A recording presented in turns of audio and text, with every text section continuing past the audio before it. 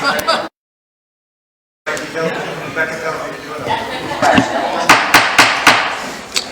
afternoon, everyone.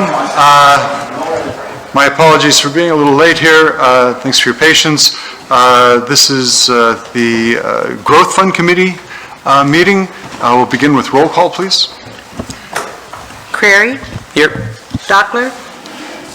Holt? Here. Kwame? Here. Weber? Here. Whitney? Here. Wolf? Here. Very good. Yep, we have a quorum. Thank you. Thanks. First item on the agenda, approval of the minutes from the July 12th meeting. Move approval. I have a motion from Mr. Holt, second from Mr. Kwame. Any further comments or questions? Hearing none, all in favor signify by saying aye. Aye. Opposed, same sign.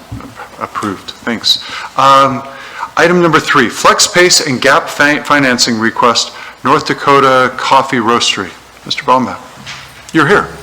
I'm here. Yes, okay, good. Yes, I'm expecting a arrival of a baby, and today I got a call from my wife that said it might be happening, but Yes. we're not there yet. So Okay. if I run out of here. Let's hurry it up. If you run out unexpectedly, we'll know why. Right. Okay. So with that, members of the committee, it is a privilege to be here and to present this application from Sandy Luck on behalf of the newly minted North Dakota Coffee Roastery, LLC. She's here to tell a little bit of her story, but it's been a lot of fun to work with Sandy, and you may have seen her around town with the Bully Brew coffee shops and just how involved she is as a community member. She's taken another step in her enterprise development here with the Coffee Roastery. It is primary sector certified, but the application in front of you is a flex-based request due to the size of the investment. So at this time, I'll introduce Sandy Luck, principal owner of all the entities I just mentioned, to give you a little bit of history, where we're going with this application, and then I'll come back up to the podium here to run us through the deal. Very good. Good afternoon and welcome. Thank you, and thank you all of you for listening and hearing out my story. He told me 3 to 5 minutes, so do this when it's time, because I can talk forever. I'm also a professor at the university, and so I'm prepping to entertain tomorrow, which instead of lecture, it's entertain, right? So let's start off with what I started with was Bully Brew Coffee, and that was about 12 years ago. Before that, I actually had purchased my very first coffee house called Mountain Mud Coffee Houses. Those are little coffee kiosks in the Hugo's parking lot. Didn't know a whole lot about coffee, just knew I liked it. So at that point, I said, let's try this, and did that for about 2 or 3 years, and then moved into Valley Elder Care and switched it to Bully Brew Coffee because of the bulldogs. So I have 2 crazy bulldogs that are the logo and make everybody feel welcome and happy when they walk in the door. So since then, I've had many coffee houses open and close throughout the area, and not really for bad reasons. A couple, I had one COVID death of one location, but otherwise, besides that, we have really made some progress. The ones that we have moved was because we had to, because we either lost the lease or it was a better choice to go somewhere else. Currently, I have a Bully Brew Coffee in Grand Forks, which is Columbia Road. I have one in East Grand Forks, in that location, in Hallock, Minnesota, and also one in Fargo. And then we had one, the Roastery, which is the piece that we're talking about today, was actually in the South Washington location. And it was great because it allowed us to have lots of space in there. Well, then during COVID, we opened up that drive-through, started serving, coffee through that drive-through, which we had to because we needed to have some more sales come out of there. And the Roastery, that part of the business just grew. So during that time is when the accountant said, I think you need to switch and have all of these businesses separated, and you need to have the Roastery as its own. So I renamed the Roastery to the North Dakota Coffee Roastery. We have been wholesaling to several different companies for the last year, if not 2 years, and a few of them are actually growing and continue to grow. We have some new clients even as the last couple weeks. I have gained the licensing for the University of North Dakota Hawks Blend, and you will hear a little secret coming out about another one coming soon. And of course, going down south, they had to compete as well, so you'll hear that coming out soon too. And so that's exciting because that's just a different avenue to roast the beans and package and sell retail beans. With all of that, the location at South Washington just was not big enough, and which then I needed to find the warehouse. The warehouse is a beautiful location. You walk in and there's, first of all, the smell is glorious, but it also just has space for us to grow. And right now, with just one roaster in there, we're still moving and shaking, but I feel that there's tons of ability to grow in there. So where do I expect us to go from here? After the purchase of the warehouse and after the purchase of the equipment, and these particular, especially these 3 university bags that will be coming out, I foresee us hitting more of 5,000 to 6,000 pounds of beans that will be roasted per month. And right now, depending on what month it is, we'll go anywhere between 3 and 5. And during Christmas time, we, ramp it up. But I definitely see it increasing. After the packaging piece of equipment, I think, again, that's going to allow us to even expand more. I'm at this standstill of, I can't grow until I have the ability to grow. And that's where the packaging in the warehouse will help us. And with your support, it would be great. I always feel that the City of Grand Forks supports entrepreneurs in several different ways. I teach that, I talk about that. I love to share that news with the students, but also I'm definitely a product of that because you've all been very supportive of me, so thank you. Thank you, Professor Luck. Yeah. Mr. Baumgart. Sandy. It's just a really fun story. Not a lot of retail opportunities come in front of this board because there's a focus put on primary sector, as in sales, coming from outside of our area, coming into our community and paying wages here locally. And so you see local coffee shop, enterprise grow into roasting beans more and more outside the area, and it really fulfills that mission of continued growth here in Grand Forks. So it's a lot of fun to be working on it. Just quickly running through the deal, as was mentioned, this is for purchase of the real estate for the new roastery, and addition some equipment which includes a grinder, hopper, scale, and sealer, so that way she can increase your production outside the area. The total project is $387,000. Gate City Bank, Daryl Jorgensen's here with us today if there are any questions on the lending side. Gate City Bank is financing this, and there are 2 separate loans. You'll notice real estate and the equipment.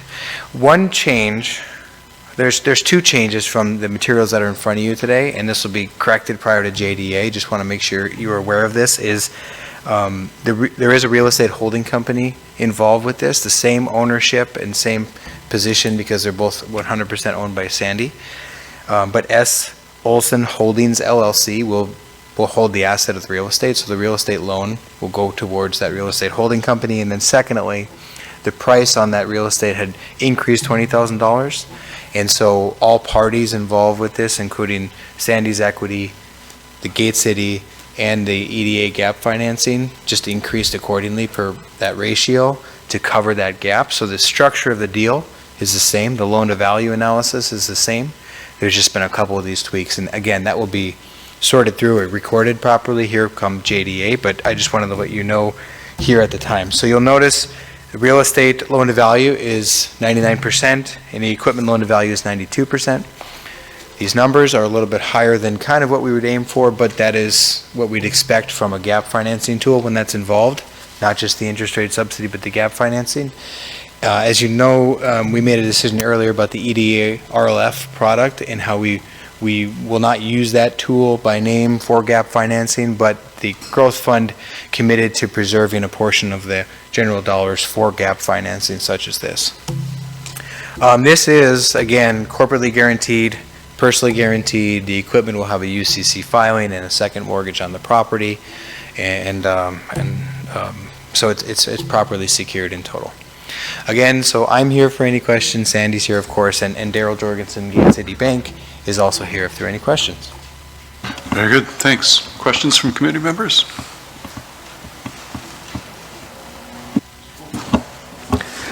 Yes, thanks for being here, Ms. Luck. Like this idea, been fun story to watch. A couple things in some of the information that I noticed, and just confirmation for our purposes here from yourself or Mr. Jorgensen.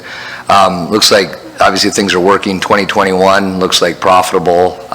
We don't have issues there. Cash flow coverage looks good. So this seems to look like it's a real nice opportunity for you. I just wanted to get on the record. I did take a look at some of those things. My question would be more so not for you, but for with the EDA RLF funds that we did have, how many dollars do we still have available? And looking at doing it, financing for 10 years, have we done 10-year financing with those dollars in the past? Are we still able to do that? That's more of an internal question that I would have. Right. Well, our EDA RLF has now been officially defederalized by the EDA, so the use of those funds has been approved for the fit-up of the tech accelerator at the former Herald building. So we are in this sort of financing gap, where if we want to provide a similar product, which is what we're recommending today, is it will look like an EDA RLF loan and follow those parameters. We'll just be using local funding to do it. So the answer, I thought, was a very long answer to yes, we have the funding to do this without any concerns. And anything on 10-year, have we done 10-year fix for previously? Sure. Okay. Yes. All right. Thank you. I have nothing further. Thank you, Mr. Wolf. Mr. Holt. No questions from me, just a couple of comments. So Sandy, thanks for being here. Great story, great business. You've done a lot of things for the community, so I appreciate how community-minded you've been. Also, want to just make a note as a dad to 3 daughters, I appreciate that you have always highlighted and empowered female leaders within your company too and throughout the community. So this is exciting, it's great, and I will move approval. We have a motion from Mr. Holt I'll second. and a second from Ms. Whitney. Any further comments or questions? All in favor signify by saying aye. Aye. Opposed, same sign. Thanks again. Thank you. Next item on the agenda, C-Run loan request for Integrity Fundraisers. Mr. Hanson. Mr. Chair, if I could, Yes, please. I would look to be recused from this discussion due to a conflict of interest. Looking for a motion. We have a motion from Mr. Kavami to recuse, second from Mr. Holt. All in favor signify by saying aye. Aye. Opposed, same sign. Very good. Thank you, Mr. Wolf. Mr. Hanson. All right. Chair Weber, members of the Growth Fund Committee, we have one C-Run loan request before you from Integrity Fundraisers, LLC, which is owned by Scott Reinhardt and Scott Kildy. Both are present today. Should you have any questions about the business as well, they're happy to answer any questions you have. As far as the request goes, the COVID impact, or the business was started in 2006 when they started selling coupon books. The current LLC was founded in 2012. Their primary business activity is creating and selling coupon books for schools and organizations to use as fundraisers. They've since expanded what they provide as well and have some growing new revenue streams from that. As far as their COVID impact, they've had a significant loss in revenue from schools going to virtual or hybrid learning. A lot of school and extracurricular activities were either canceled or scaled back. A lot of fundraisers were outright canceled. A lot of them, especially coupon books, kind of rely on some person-to-person interaction initially. So they saw a hit in their revenue line item, and the business is already a seasonal business in nature. And so these summer months are a little bit slower, so we're looking to help them out with their cash flow situation. As far as their recovery strategy, they have launched some online fundraising options, including online coupon books, custom product engraving, including engraved water bottles, and their current needs are about 3 to 6 months of working capital. That provides them a bit of a buffer, loosens their cash flow constrained status as of the moment, and will until invoices start to be paid this fall semester. As far as our review, we looked at collateral, debt coverage, management history, personal credit, and debt to equity. We also consider the COVID impact, their access to other assistance programs, their current circumstances, and that strategy for recovery. We've recommended loan terms to provide a working capital loan of up to $95,000 at 1% interest with a 12-month deferral amortized over 60 months with a blanket UCC lien and personal guarantees required by both of the co-owners. And that personal guarantee is determined by collateral available, debt service coverage, age of the business, and just overall risk factors. One other note I have is with approval, or I guess the current balance of the C-Run RLF fund is $488,000. And if this is approved tonight, the remaining balance will be $393,000, or approval with JDA will be $393,000. With that, I will stand for any questions, and as I said, both Scott Kildy and Scott Reinhardt are available for questions as well. Thanks for that information on the C-Run balance. And we have still, about a year and a half to distribute those funds? We have just under a year left, so Just June under a year 30th left. of next year is our deadline. We're at about 68 to 70%, I estimate, in terms of allocating our funds. Our first check-in is going to be, I believe it's November 1st. We have to have 25% of our funds expended by then. We are well ahead of that. 75% of our funds have to be expended by April 1st. We're well on track to meet that disbursement deadline, so. Thanks for that. Questions or comments from committee members? Ms. Whitney? Yes. I don't know if this is a question for you, Mr. Hanson, or those from Integrity, but just wondering, I noticed in some of the materials where we talk about many schools interested in fall, can we quantify that a little bit and understand what does many schools mean? So what does that pipeline look like? And then any kind of percentage or how many schools are opting more for these new online and some of their new options versus the more traditional options that were there before COVID hit, and just trying to get an understanding of what that pipeline looks like so that we can know if there's, what that looks like from a sales perspective. Absolutely. We did look at that, but in order to, I think the best folks to answer that question are probably sitting behind me, so if you would be willing to come up and share a little bit more on that. Thank you.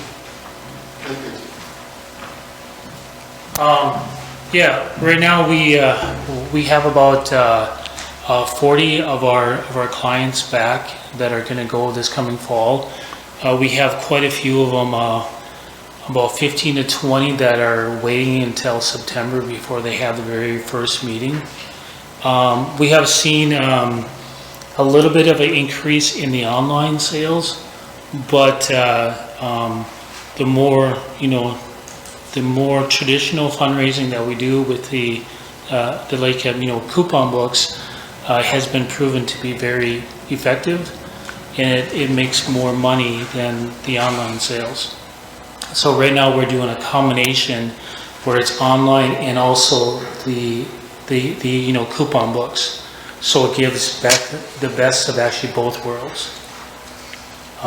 We are in actually 4 different states now. We're in North Dakota, South Dakota, Wisconsin, and Minnesota. And we've expanded into other things, such as, promotional things, like this. We talked about the personalized, water bottles and stuff. And so that's going to accumulate for quite a bit of the growth this coming year. Thank you, those are my questions. Does that answer your question? It does, thank you very much. Okay. Thanks, Ms. Whitney.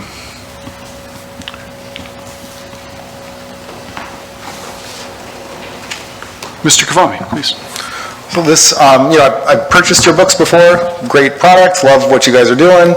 I'm just, I have no reason not to approve this. I just see these other loans and I just always get concerned, but I mean, you're showing the impact and that makes sense. And I think you're representing that well.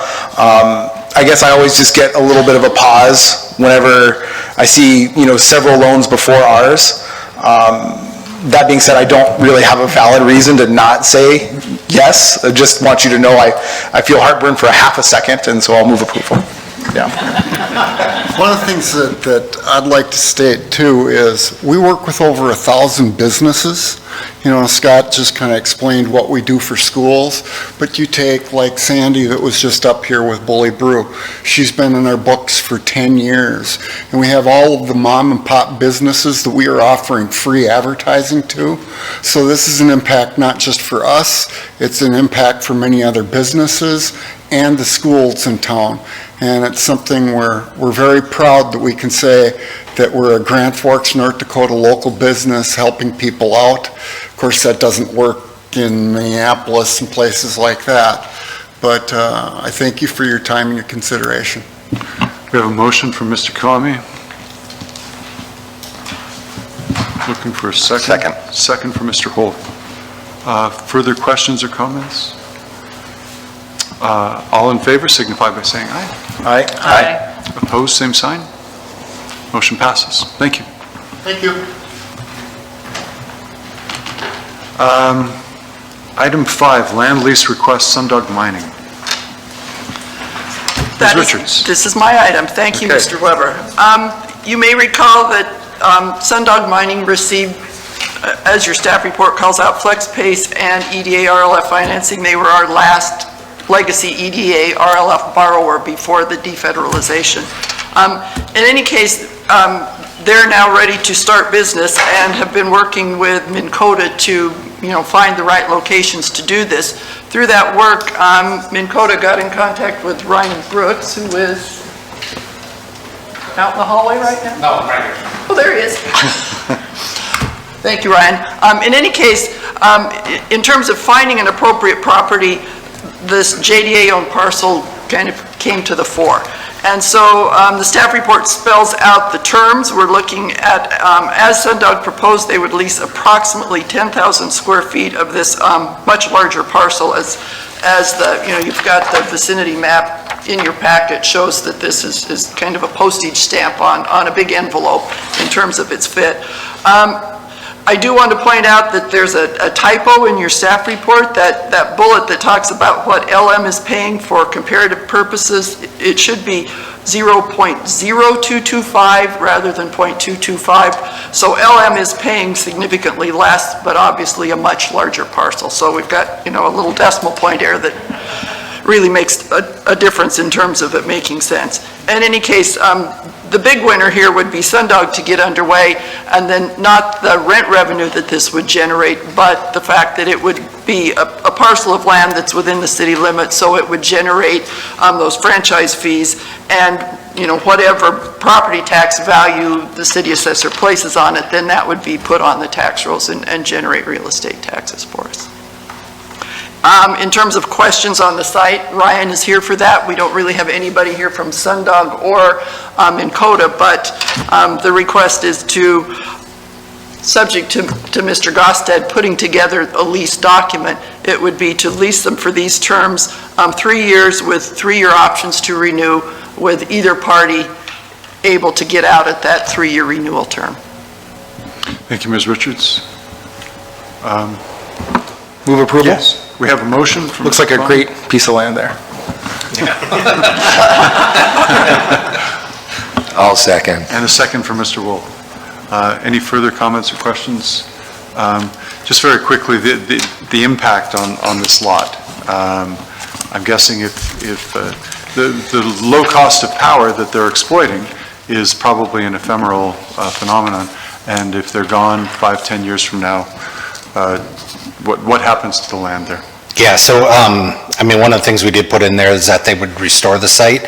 However, if this was to leave, I think we'd probably have them leave the improvements, because if we were to find another user, this would be a perfect place for them to put their construction trailer on. It's going to be already set up for that, and there's going to be hookups ready. So from that perspective, I saw it as a win-win for us, so. Very good. Thank you, Mr. Brooks. Thanks. All in favor signify by saying aye.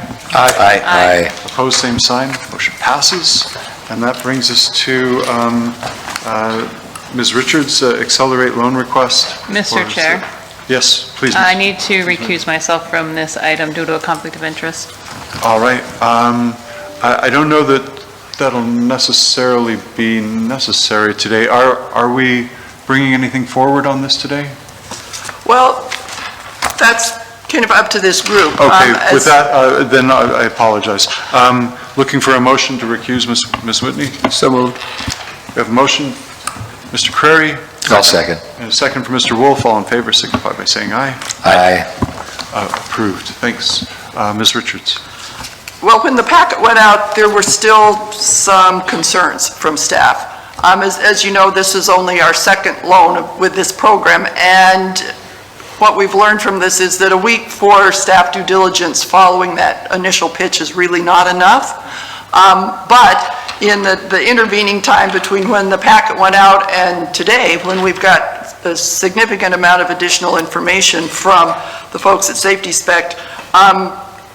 Initially, the request was going to be, please tell us if the information that you've had is sufficient. If you have any questions about it, let us know, and we will continue our due diligence and get anything else you need. That is still valid. If you would like additional information, please let us know. But in terms of the due diligence items that staff was kind of concerned about, those concerns are gone. So, as I mentioned, we have got a lot of additional information. We have not really packaged it in a way that we can get that kind of confidential material out to you to review it. But if you're comfortable with what you've seen already, we could certainly entertain a motion to move it forward to the JDA, and there would be no staff concerns. So, the staff, this meeting was not advertised to go into executive session. Mr. Barton isn't really available to answer questions, and that was kind of the intent, was to hear from you what more you needed, and then we'd look for a time next week when we could meet to make that final recommendation. But I just wanted to share with you that staff's concerns of not being ready when the agenda packet went out have kind of dissipated since Thursday.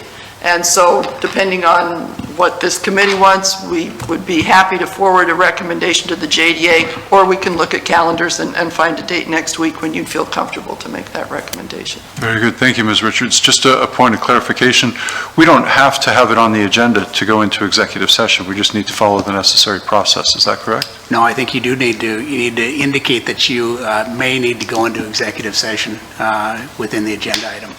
Isn't that just a basic assumption of this committee, that we might have to go into executive session? No? I've not assumed that you'd have to go into executive session for items. I mean, if you anticipate, particularly if you anticipate, and things can come up, right? Right. During a meeting, that you may have to move to go into executive session that you don't anticipate. But if you anticipated that you may have to go into executive session to discuss items, I think it should be noted on the agenda that the Growth Fund Committee may end up going into executive session to alert the public that may occur. If we anticipate it, it should be explicit on the agenda. But we always have the opportunity to do so if something comes up? If there's an unanticipated event. Very good. That doesn't happen very often.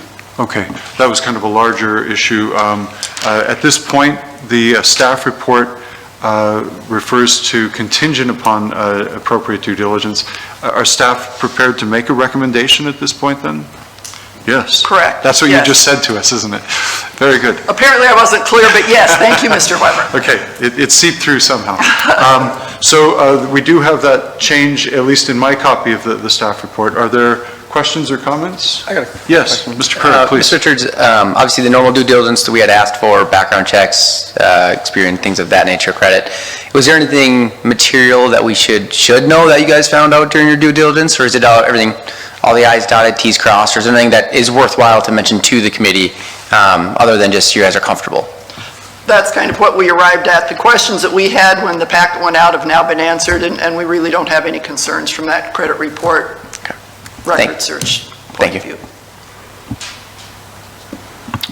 Further, yes, Mr. Wolf, please. So, based on our meeting, one of the things, and there was additional information provided, thank you for getting that. Some of the information that I know would be helpful to me would be understanding, there's a lot of projections, and I understand the assumptions there, and I believe this is a good, certainly good opportunity, but more of the existing cash position, they're working on raising equity, and what would be the, to get to commercialization and sales sometime in 2022, us getting more of an understanding of how that was going to work and getting through the next months, how that cash would look. Have you seen anything on that? Well, we received what was kind of an intimidating amount of information in spreadsheet form today. So that is, I don't really feel prepared for the time that I've had that I can digest it and convey to you what that is. We could certainly package it up and get it to you. But, we received that, 11 o'clock this morning. So that didn't really address the credit report issues that we had. That was just more, information that would help you as a committee understand their financial position and some of those questions that you asked a week ago. And maybe I'm the only one, but that if those that were in attendance last time, that was one of the things I was looking for, was that, as well as discussion on, they have been raising, they have raised some equity in the form of convertible notes. What would the term be, similar to what, I think they have a convertible note they're using? Would we be following the same terms, or would we be using the terms that we've used in the first one? So that was the other open thing in my notes, were those two matters. Brandon, do you have a good answer to any of these things, or do we need to just continue this discussion for a meeting next week for a final recommendation to get you some more information? Sure. Well, Please. one thing, we did ask the company if they were comfortable with taking just a little bit more time, and we could still even meet our anticipated approval date if we schedule something. I'd rather go that route than answer out the cuff here to make sure we have that delivered and correct. We don't currently have a meeting scheduled for the 30th, but that's a possibility. Right, this is a 5 Monday month, so next Monday would be open, or the JDA meeting will be on Tuesday, the 7th of September, so we do have ample time, kind of whatever works for your schedule, but, Mondays at 4 is the typical time that works for you, so we could schedule a one-item meeting for next Monday at 4, if that works, either in person or via Zoom, or of course the hybrid option. And then we can package the information that we have, get it out to you, and you can feel comfortable about having those questions answered. Staff are looking for direction from committee members. Mr. Russell, Mr. Curry? Would that require a motion then to essentially table till next week? Or was that more or less? This was based on, contingent on appropriate due diligence findings. If you don't feel that those due diligence findings are there, then we'll just set another meeting, and we don't really need a motion as long as there's concurrence. Now, correct me, Mr. Gostad, if I'm doing something inappropriate procedurally, but. I haven't heard a motion yet for this for this item. So if there's been no motion, there's been no action, so you wouldn't have to do anything, and then the staff could just tee it up for another meeting. Very good. Thank you. I would just like to comment, I guess. Yes, please. If I can, sorry. I think I'm really excited about it. I think that this is only a second go-round, but I think it was a lot more buttoned up than maybe the first go-round. So I thought I was pretty impressed, and they're pretty far along, and with patents and everything of that nature. So, I think if we can get those last kind of due diligence items buttoned up from a capital perspective, I think we'd be ready probably by next Monday, if that's ample enough time for you guys. Yes, my only concern then is finding a time where we can get a quorum. So if Monday at 4 works for... I'm available Monday at 4. I don't know if the others are. Okay. I am too. Mr. Weber, does that work for you? It's looking like we're going to have... I'm quite sure it does, yes. All I'll have right. to change a meeting with Mr. Lund, but otherwise, yes. I think he can manage that, so. Okay. All right. Mr. Chair, before we... Please. I just have a question, not specifically related to this topic, for this body before we adjourn. So I don't know if there's other comments on this topic. Any further comments on this topic? Very good. We'll just move forward as indicated then. Okay. Mr. Holt. So, Mr. Gostad, sort of related to this, is there any reason why it would be harmful, or why we shouldn't, anytime this body is considering an Accelerate Grand Forks application, why we wouldn't notice on the agenda as a placeholder that we may go into executive session, just to make sure that we're above board? Because you also have to recite the statutory authority for going into executive session, and if I don't know what the topic is, then we may be giving a kind of a blanket, we're just going into executive session without really having the reason. We're going to Sure. talk trade secrets, and Sure. then we'd cite to that particular statute. That would be the reason. Okay. So short of extraordinary circumstances, we would only go into executive session when it's noted as a possibility on the agenda. Yeah, that's my recommendation. That way you're providing notice to the public as to the reason why you're going into executive session. You've got some statutory authority. You understand that we may be talking about a certain item that is protected. And so the public knows why you're going in advance of that meeting. And I would anticipate that most often, our first look at a new Accelerate application, we would want to include that. But there, we have a more specific indication of why we would do so. Absolutely, you're spot on. Very good. Thank you. Anything further? We've got another 43 minutes we could hang out. Otherwise, looking for a motion to adjourn. Move to adjourn. Mr. Kavami. Second. Seconded for Mr. Wolf. All in favor signify by saying aye. Aye. Meeting adjourned. Thanks.